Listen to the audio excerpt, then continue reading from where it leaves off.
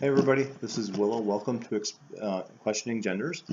We've got an important question today about pronouns. Pronouns are very important, and we definitely need to talk about pronouns when we're talking about gender-related issues. So my friend Anna asked the question, how can I help my friends and family to use my pronouns correctly? And that's a difficult question. It's hard to talk to people and get them to get on board with what you're trying to accomplish with your gender and your pronouns. And it's difficult too because a lot of times there's that terminology preferred pronouns, and I don't think that that's accurate because you may like the pronouns that fit for you, but they're not preferred, they're your pronouns, and that is something that can be a little bit of a sticky point too. So with that, let's get into part of the reason, talk about why there's issues with pronouns. The first thing that we're going to talk about is, the idea of a binary. It's a thing that's it's been out there for a long time, especially in our culture. The idea that, there's male and female, and that's all there is. And that's not a practical situation. It's not beneficial for people, and it doesn't allow us to really explore who we are. And in a lot of cases, it forces people to be something that they don't necessarily want to be, to identify in a way that they don't want to identify. And that can be a real big issue because sometimes people get into trouble because they don't know how to express themselves accurately. And so a lot of the issues that we have to do with that toxicity that comes from not being open to gender variabilities. But what happens with that then is from a very young age, as soon as you start to talk, you learn he is a boy, she is a girl. These are the pronouns that go with each. And then in a practical sense at that age, it does make a little bit of sense. It's easier to deal with just two things as like a 4-year-old. But at the same time, it doesn't allow that flexibility of understanding. And it says to a young boy or a young girl, at least as they identify at that point in their lives, that this is who you are and this is all you can be. You have to be a boy or a girl. There is no in between. And that can be very damaging as well. So what we also look at is the idea that we don't allow, we have that idea, be a man. When you watch Mulan, there's that song, be a man, because if you're not a man, then what are you?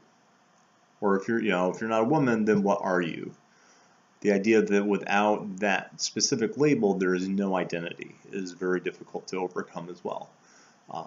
And again, it's something that we have been patterned into understanding. Fortunately, there's a lot of change and movement happening in that area, so that we can come out of it and move into a different realm of understanding. And I think that that's something that's really exciting. But anyway, back to Anna's question. How can you help your friends and family to get things right with your pronouns? So the first thing that you've got to do is to be open and honest about yourself. You need to share with your friends and family your story and who you are. And that can be very difficult. There's a lot of rejection that could happen in that, and it's scary. And I don't blame you for being worried about making that choice to tell people the truth about yourself. When you do that, you have to talk about how you came to the understanding of your pronouns, of your identity. So for me, as an example, for a long time I was curious, and I talked about this in the previous video, but always wondering about different things related to gender and differences of gender, but I never really found anything that fit for me until I came across the idea of gender fluid, and that's part of my story, and I just shared it with you. But the idea that gender fluid allows me to move around, to swim around in gender, and to be free about who I am, so that I can be both Willow and Billy without any conflict or uncertainty in my own self. And that's been a very,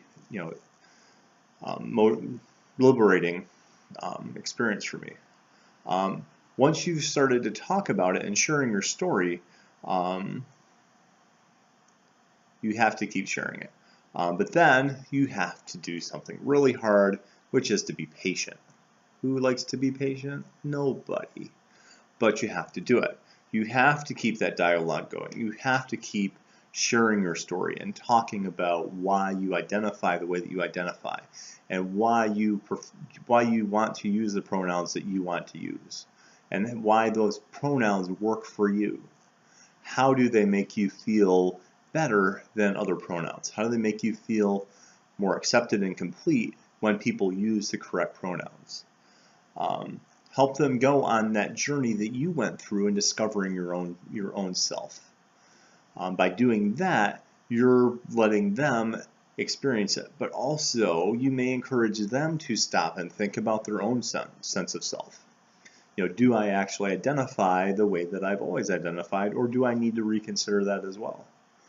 So the last thing is even harder, because step one was talking to your friends and family about your pronouns and your identity. And that's hard enough. But now I want you to get out there and everywhere you go and everyone you talk to them about your pronouns. So you meet somebody, you stick your hand out and you say, hello, my name is Willow. My pronouns are whatever you wish to throw at me. And then as you meet new people and you get more people to use your pronouns correctly around you, then the other people that encounter you and understand your pronouns and your sense of identity, or trying to understand your sense of identity, will come on board. Because if everybody's calling you they, like I know Anna likes, then your friends and family are going to have to be like, oh, yes, so if everybody else is using these pronouns, maybe I should too. I can't guarantee that it's going to work or that it's going to work right away, but those are the suggestions that I have. I'm going to pop these back up here for future reference. Also, if you have other questions, feel free to email them to questioninggender@yahoo.com. And also you can find me on Tumblr at onespeakerforthedead.tumblr.com. Hopefully this is helpful. Hopefully I will get some more questions so we can keep this going. Good luck.